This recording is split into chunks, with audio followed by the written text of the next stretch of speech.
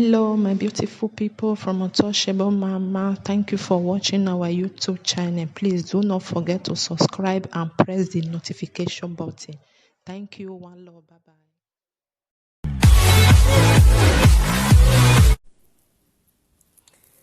Hello, my people. Waya butter. Wa baby nege kaiwu. Waya kojo. Happy new month. Happy new week. Waya kojo. Waya kojo. Itu waya fefefe. Ma beba o. Waya do. Waya kojo. Iwe la dian o. Eh. Hana, baby ya je kojo. Beba we be kani here bo ba. Ko. Okay. Gume share o ewa mudia ba ni kaka. Share the video. Wa share. Omemeni honi tami jore. We dano hesa. Hesa hie. Omo no maje school my dosi de tosi be meme. My. Imade den he. Me honi tete ite honi de agwegwan bete mi no do awi bi ebu mai no do awi bi edui. Emi nani kakabo adame because aneni no ovian yu wuvu na uwe ge ekwineni. We uguvu ovian je we yen na sanlati. Mete we girl ovian yo na zama. Ona same bu menyanya. But this something just surprised me. I just tired. So you supposed to tell them the truth. Who temata maya? What temata maya? Hey, mata when I temata maya bana. No problem. I don't have any problem with you. It's because you are not telling them the truth. On your humumeji. Okay, you got here with video so. No. Kwakwana do accomplish where egbe mara yen. Emi opale yo lere be gbe yen. Yen setting bi e ba son. Yen setting ja no mo won ye te de woman da bi e. Da fun na we ne. No, da fun na college we whether what da fun college yen. We ni yen ya egun yen ge mi jo. IYORE we was no na we no da fun we no ja me you go ma complain ma we no ja me ja ihwe no ja no lo me only na ita ma egwe a picture originally just give zigi kwere ni amujogwa you got that fien fie here or gen here be off or something like that na gwe all that fien na igwe ya ta mi jin we ni jin ya ge mi gin o ya gwa bi ajo ge bo gwa bi awo no na I'm a woman. Let me tell you, Jury. I'm a woman. A certain cure a spiritual problem or spiritual attack. You understand? When you put me baby sele, it may mean I'm a woman. I know the usefulness of salt and water.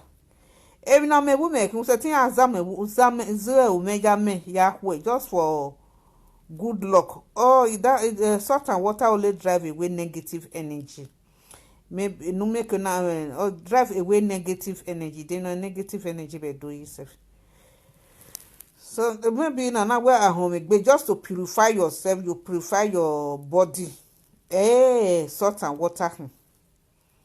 And I may way my son now. Yeah, when I went near your home, I maybe I won't have born. I went near home, you so you'll be your home, so a gun ho the edge, and I saffron be. All those kinds of that is cleansing. I'm a woman. I'm a woman. Cure a spiritual problem. Or any spiritual attack, well managed. I'm a woman. Ya when I get spiritual attack or me, I'm not wake be or do be never. We instead, why ya advice of woni. Woni, mammy, yate well, when me good one now. Why I call just run for your dear life.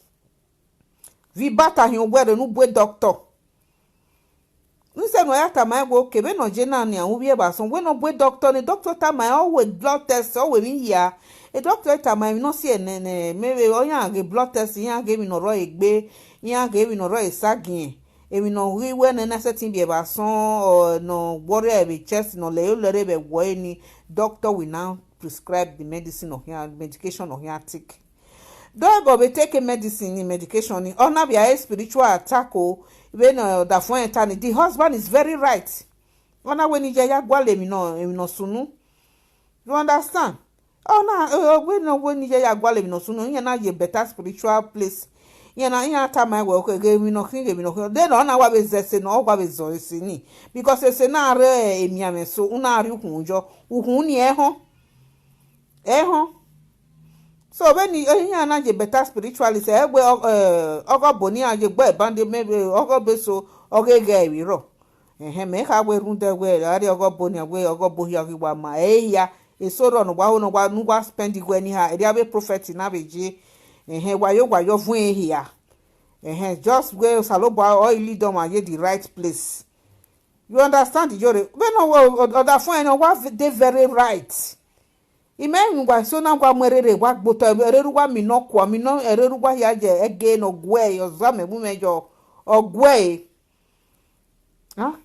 when other fun anyway no ije ya gwale mi jo the man is very right ije ogele hian no biye look, I have spiritual problem. Then no be to boy got your doctor.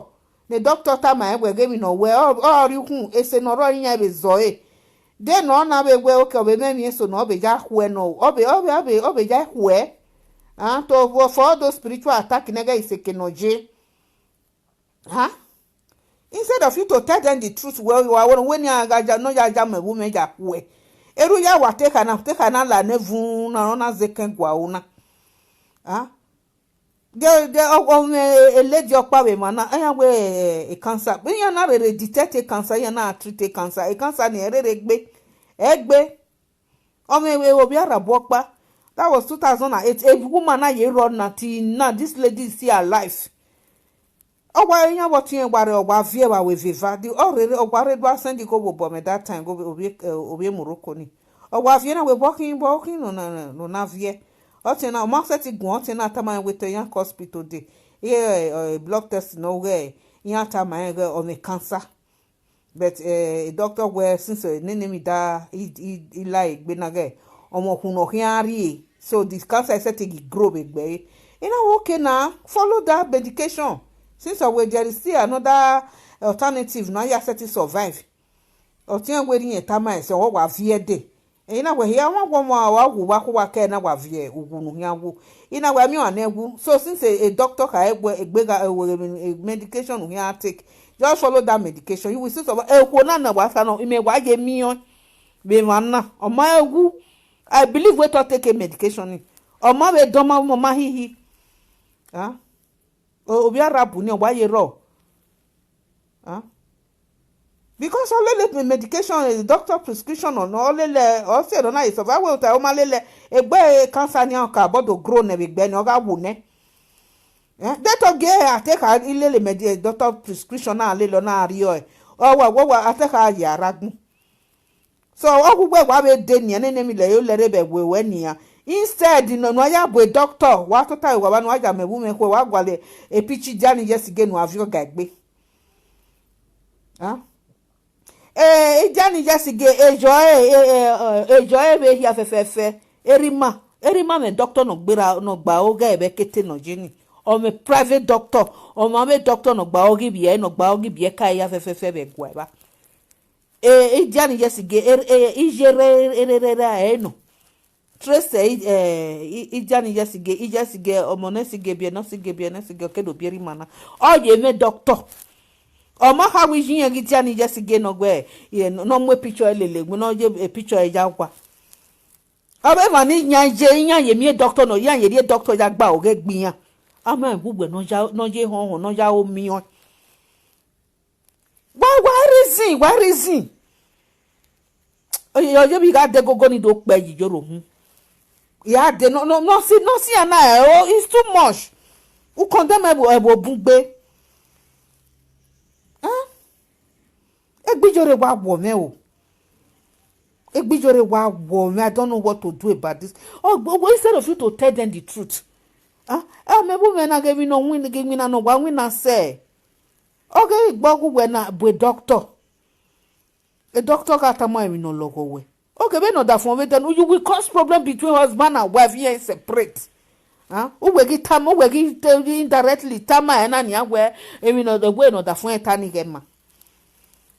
The woman will not have mindings with the husband or that thing you feel a picture there in just get kwa. Rana me we man in ya ni just gear. Any doctor no gba okin yan bogwa there was never a time I picture ni wo tell do ni where e dia ni just again wa mu picture e go kan ga gba ogwa e dia ni just ga han do bogi o ma hu we no gbegbe agia na be Burkina Faso uguze gbegbe bogi kan we for na don una like we go biri na we de gbe do denya we be bana we dia ni just ga han ge hu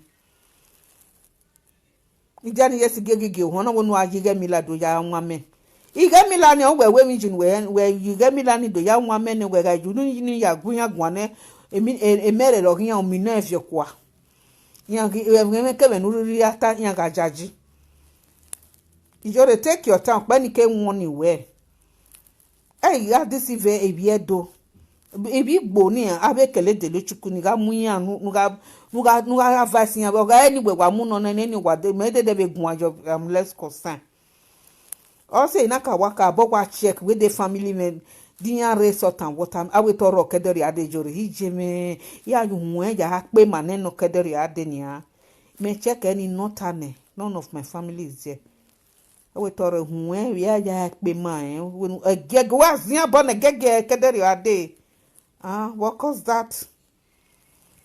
Instead of you know I have me money what my yan we la wo we no gi dere na oteme we doctor we no that for be tani we na ni gbe ya ge mi jo no problem we akama wa jaga bo then working we Christian a Christian we can say me do wa na me na deny Christianity do wa the Bible ni agbe ni ka ojure ba ni na worship ni ka o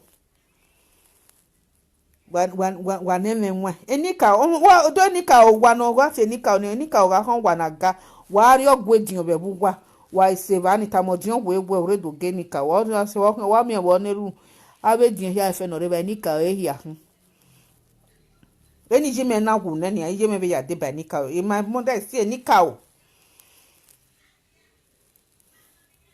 Devi no lo ku gba yi omo gba tomo egun yen gwa kun instead of you to prescribe nu ta ma nu advice a direct way no ya make no ya rere gba o ge gbe emi awon aye kere ana set paracetamol be pan efesiki na gbo iwe oga gi high ne for where be ne mi ame jare that day mi ame o me be na ya gba o ge that day mi ame he ya we iri no we gba ya ku fi ogun na me o se na gidi egbeda ya ku fi ogun na me paracetamol be ibuprofen the same pain reliever no but o me some kind pains no aga je uri paracetamol jo emi na unless we add ibuprofen wa with ibuprofen or reduce what I just me bu me he wo me bu me kan do ya o kan do ki o emi no le yo lere be we e wo ge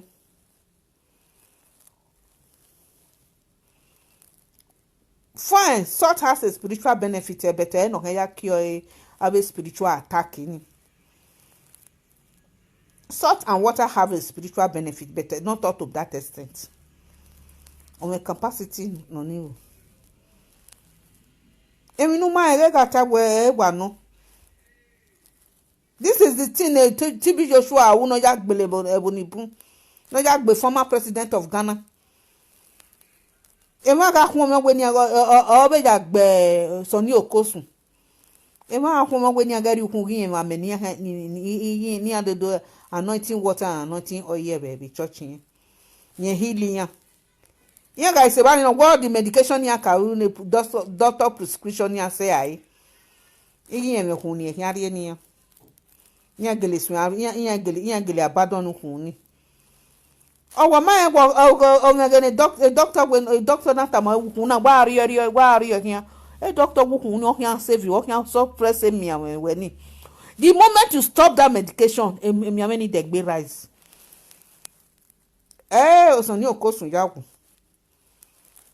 the former president of Ghana o yagun president of Zimbabwe abi Ghana no Zimbabwe abi Zambia no o begbe because inya hwom ya boy ga do when ya ga gidi kun ya carry ige ameni anointing water and anointing oil yin ga carry yin healing whereas setting we rock pa o ja gbeli yan ni wa ya hon this 21st century o won pa na de pe adisi for my get your good doctor get your go bo una on den wa ya cure egbe you go there wa hian very meje na me na wa hwom ya wewe mi ame no mi ame we na tali mi ame no we na tali no ma na tali mi ame ni yo mani o we wa he be de ne gwa te we na kwa hia me o ho no ni san hia me se fi me imwe la din o ekwe mu me igwa ta keke no hia me o eri ogwa no o e no pa no me go igwa ka tali mi anze tali mi ame no hia to boy pa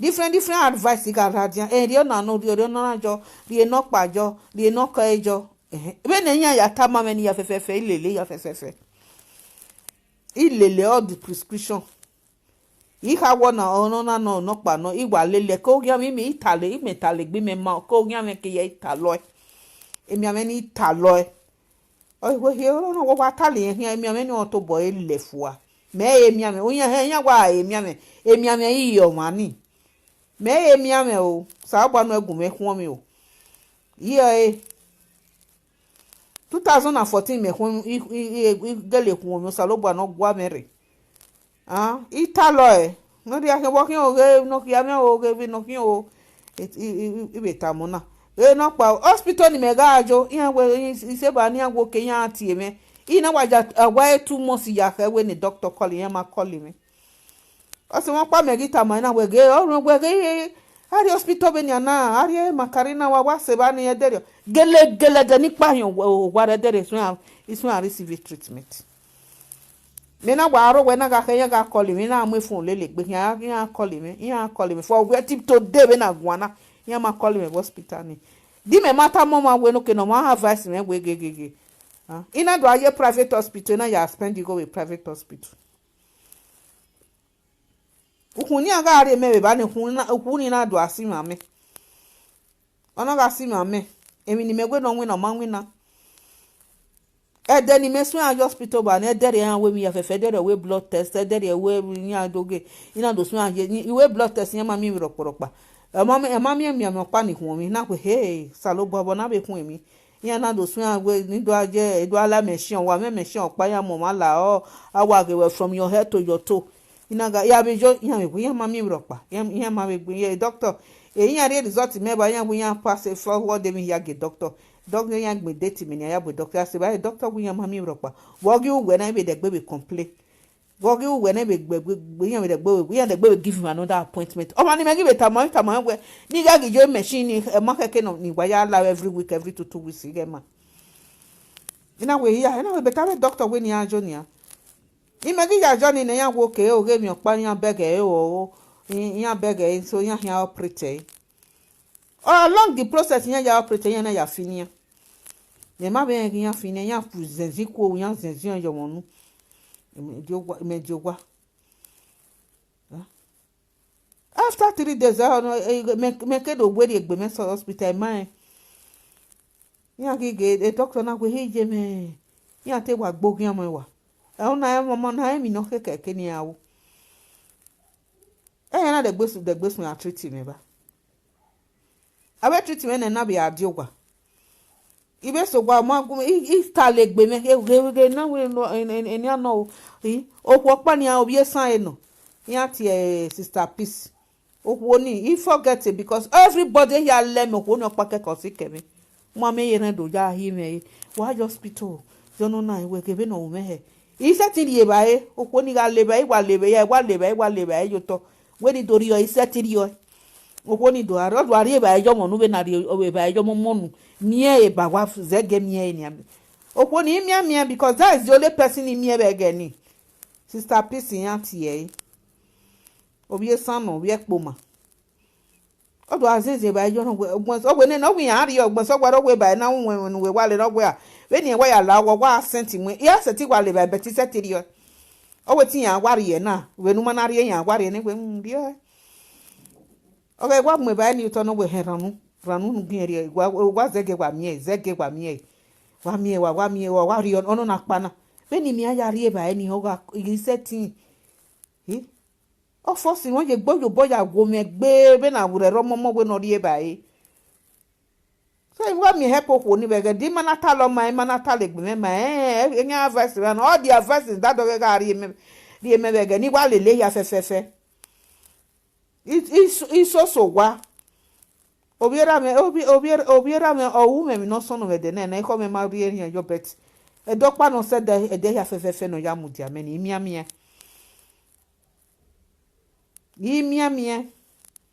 o se mi ya fe no wu me ya kwa be ge iwa be si ai ilo lo de ya o de ya fefefe ni ilele ya fefefe zese o ya fefefe obiera me no kele mudia me yo operation the third operation in major imatamo pe matamo wo owe gbera Sister Peace na pakeka e deni yawe the third operation so wa ina de ina ta me we ge mi keke ni ke ade ona we an wo se ni mana ta mi yen na we no imatamo ro pa oteme ni de ba wi mi opakeka ma ya pakeka ya oteme ni wi yawe ni ge operation ni ga we ge o nya me fe ina we no problem ya we when you get where and the doctor tell me every man operation 2 weeks or he can no game ya gbe bagun okay man zese ne doctor me magele zese ni me wa we mi anti seti wa iwa ke wa ni wa lati my prophet me be ko be tam me we gege vision ni me ni gewe ina ko salobua e mona no vio me na iwi agba ohian o me ko komo me ihian ko kian salobua ni jonire that was on the 19th of January.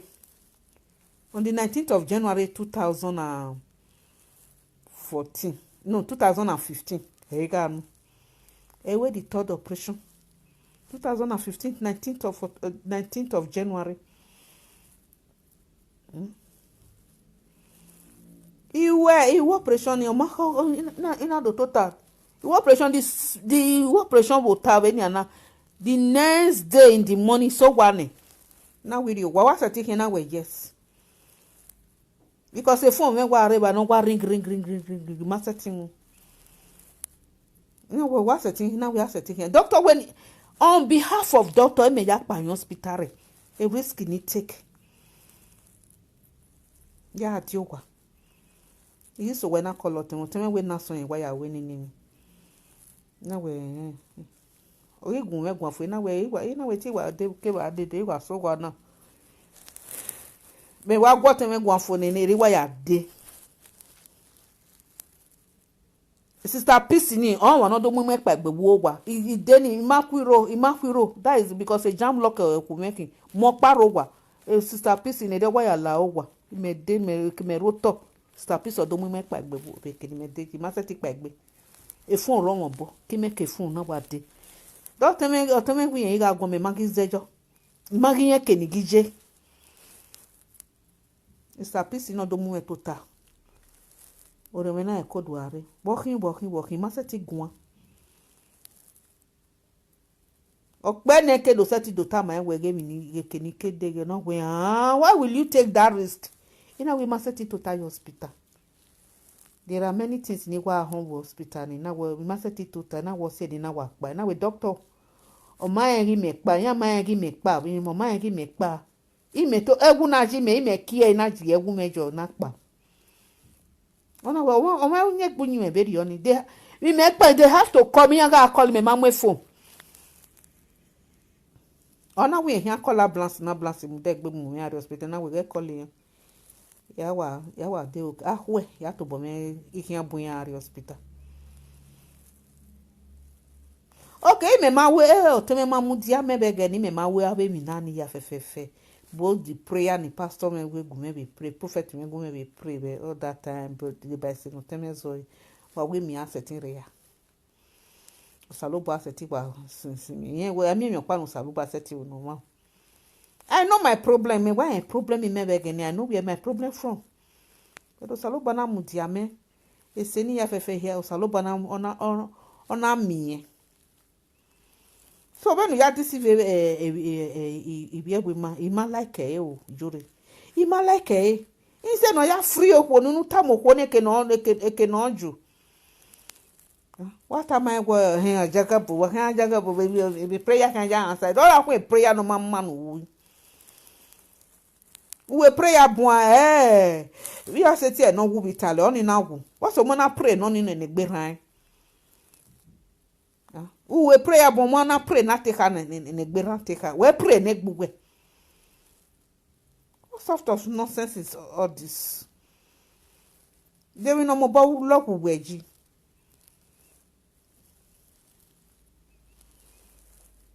Yeah.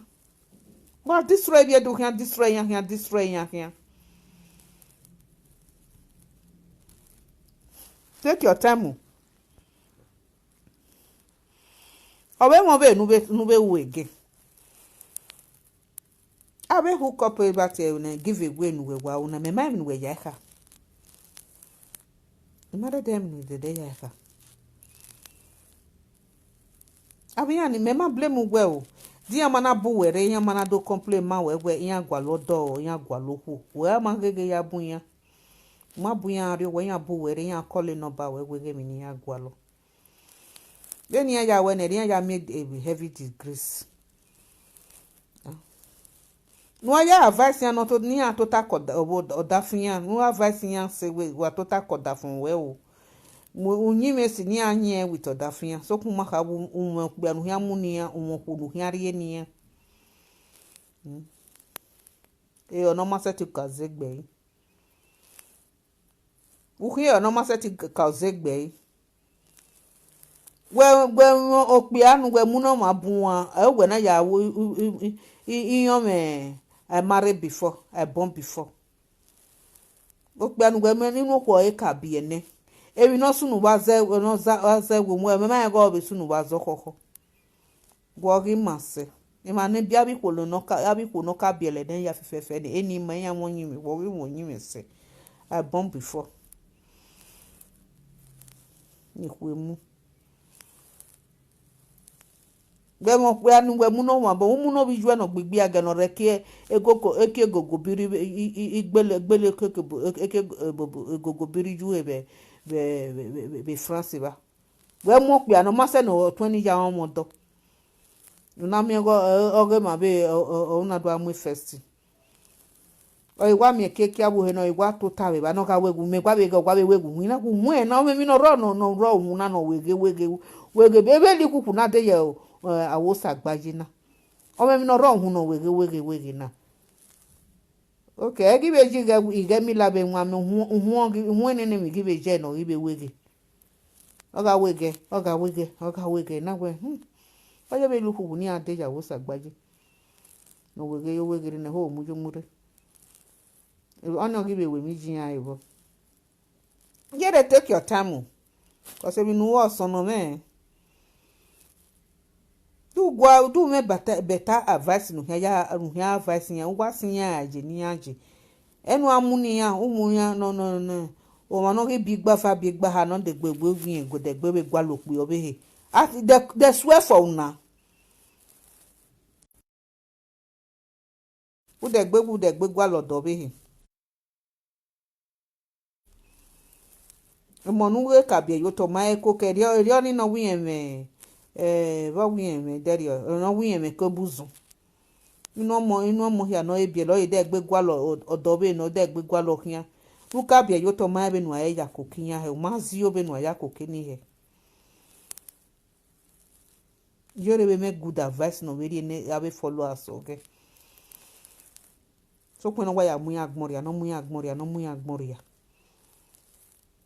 ono bi mo va bi ha ne o de gbegbu igwa lo do o de gbe wo ke wa we mo do be ne utama ebe no gwesio e no ya gba oge mo no bia abia nu he nya ha na koko mo na mi koko mo no mo la dia Messi oni aka not how far but how well. You just take your time. Just take your time. Hey, got mislead Ibiedo. Do hono mislead bo ya mu na be kele di le chuku abe chuku ameka ya ati eni bo do no amuni ya ria bo do. No amu da gbin abigo bo do ni. Oh we wa mu me je mi na ni. Ane na bi ya ne be o emi. Iya o akenya o ya ma ekeni ari ya ma ekeni akedi. Oru okpa kan do tama ewe wa no hono genika ogari edo wase do ami nika o gawari ogwedion wase wa mi hure nika o ya fefe ya vun wa ninu ya giyan beba jani yesige pichi jani yesige ni print je goda fin file ya kwa erima oba no nya jani yesige oni me doctor no gba oge ome abebe different way no ya gba oge gbe oni maka we mama ti picture jani yesige gbe ige ogba oge yen no mujogwa uwe gelegwe ibe jani wa gelegwe picture jani se wa ri London ya ya ma efio abe bini all those bini artifact ya ri London wa ri ba nu ri jani yesige hu wa ri ba nu wa ri London gwa ya mu we ba ami gwa ya mwere Devi no logu gwai ene ijore view gwa re gbuto ni gwa to bugwa pa gbebe ne ekuni we to boy san la diabo ni e go be ya yin ya hia fefefe no we ni apologize oni maka ma ewe ma gbagbe ma we apologize ma gbagbe bet ga emi no we ya mu me abi bi edo nu we gwa mu agbon ria no o sun mu mi Wa apologize we Maria donu je we ya apologize jaje e abo kame abe edion nu mu gboto nu we ro bi enu filu nu ke o ma ya apologize ni wo do wa do apologize with social media we ni ga social media we na offend o ma ya we ni ga happy we nu ari go na uri go ni ahia wa apologize me ma we nu ga apologize ma we nu ga ku o so far we ga ho ne mi ya fure we ari do I said do uya imia do ma setting ye do we ne ma we ni ani re we ga ni ado ye ni akun egbeje monte dangote trele dangote ni ate do ni ate gbe 1 week be gwa ba ni na inze mi oga kiro ni anlawa when I said ya settle down we do ni when I settle we do ni we settle ya imi abe ka be ni ya fefe be do ni when I ga gun no problem then no be anyi se no ga destroy we do I will be your friend okay well ni abe kwekwe apology ni we wa we live video now I'm less concerned about that let destroy we do when many time when Nigeria ni gbe ma ho wa jibiere ya we give go ma yo obijwe ya we give we umuno pia ni mani ko ma muno bi obijwe yan wo ogwa erun ke ma wa pa ukie ona ma set ka zegbe we ma ka zegbe we ma set wo ge bo ya wo gere ipe agbon bon umuno bijwe we mi o pe agbon bon we na ya imare obigbo na iku wu kan ka biele na ni you are very stupid. Temege oya beba wo oya kojo ya sioko dibi mana till next time wa gwenta mi jore not taking time just take your time that way na bufure ene efu ato wo fin to kana do areba ego kudi oni ne gbe mara no instead no ya advice we ya go and meet doctor we no ya me bu me hu okay be vapa ne bana be ne queen ka we saba no ma we no wo saba no ege we mi pa no ma ke no sunu dai bana do sunu dai bana queen we 1 million no we 1 million la jani a we ri edin emi ke mi ni ari di atie we ga etule mu nu ari oge doctor nu ya gba oge gbe we de se ro nu azo nu ya zo e